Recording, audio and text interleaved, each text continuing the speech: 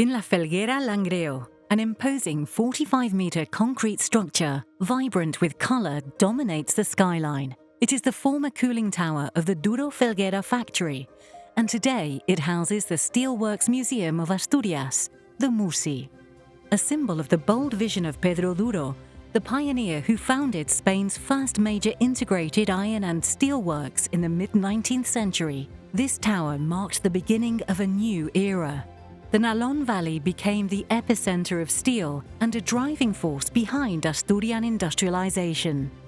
The MUSI brings this legacy to life through machinery, tools, scale models, and audiovisual displays that explain how steel was made and how it changed the world. Visit the founder's original office. Discover in the buyer room the connection between Langreo and Asturian, and follow the steel heritage route through La Felguera. Experience the past and present of an Asturias forged in iron and steel at the MUSI.